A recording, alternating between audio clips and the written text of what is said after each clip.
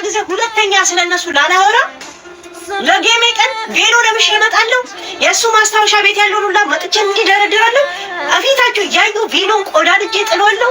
አበባ ምናምን የሚባለውን በአናቴ ላይ ዙሬ እሰራዋለሁ። ሁለተኛ ስለነሱ አላወራም። የጌሜ ቀን የደስታዬም የምንም የሁሉም ከአይምሮ ላይ እንዲህ ውልቅ የሚልበት ከተሸነፍኩ ችግር የለውም እቀዳለሁ። ካሸነፍኩ ቀድጄላችሁ ለአንዴና ለመጨረሻ ጊዜ ከውስጤ ይወጣል። እሺ ኢሱ አንድ ጥፋት አጥፍቷል። ምንም ጥያቄ የለውም። እሱን እነግራችኋለሁ። ቬሎ ደረጃ ሱፍ ደረጃ ድረስ ማላቃ ሴትዮ አይ ቲንክ የሕክምና እርዳታ የሚያስፈልጋት አድርጌ አስባለሁ። እግዚአብሔር ምስክር ነው፣ ነግራችሁ ነገር የለም። ስለዚህ አንድ ትልቅ ሴትዮ ውሸታም ሴትዮ ወጣ እሱ እንዲህ አላቃትም። ስለዚህ ጌም ላይ ተጫውታ በእኔ ስም ቬሎ ቀዳለሁ ምናምን ነገር እናንተ እንግዲህ እኔ የነገርኳችሁን ተቀበሉ። ኢሱ አንድ ጥፋት አጥፍቷል። ምንም ጥያቄ የለውም። እሱን እነግራችኋለሁ። ነገር ግን እሱን ፍቅረኛ ነው ኦር ደግሞ ትቶኝ ዘቢባን አገባ ያለችው ሴት ግን ምናልባት አንድ ትልቅ ትምህርት ልሰጥሽ የምፈልገው አንድ ወንድ ልጅ ካገባ በኋላ እፉ ነው፣ በቃ አይነካም። አንድ ሰው ካገባ በኋላ እፉ ነው፣ ጭራሽ አይነካም።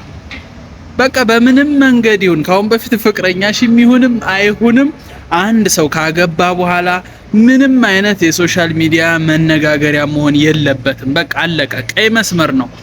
ኢሱ ደግሞ ስተትህ ወጥተህ ማስረዳት በጣም ትክክል ነው፣ መናገር ትክክል ነው። ግን እንደሷ ወርደ እሷን መናገር አንቻሮጊት ኦር የሷን ዝቅ አድርጎ መነጋገር አንተን አይመጥንም። ከሷ እኩል ወረድክ ማለት ነው። በቃ አስረዳህ፣ ሪያሊቲው ይሄ ነው፣ እውነታው ይሄ ነው አልክ። በቃ አለቀ፣ ጨረስክ። እዚህ ጋር ሌላ ሰጣ ገባ ውስጥ መግባት የለብህም። ሶ ምናልባት ውሸት እንደሆነ ግልጽ ነው፣ ያስታውቃል።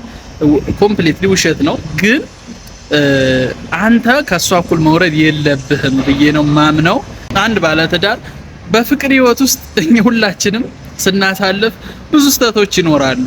ብዙ የፍቅር አጋር ሊኖር ይችላል። ከዛ ውስጥ ሰሌክት አድርገን ያገባነው ሰው የተተዉት ሰዎች እየተነሱ የሚመጡ ከሆነ በጣም አስቸጋሪ ነው።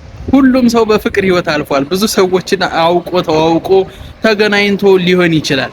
ካገባ በኋላ ግን አንድ ሰው እፉ ነው፣ አይነካም። በቃ አለቀ። ፔሪድ። ቴንክ ዩ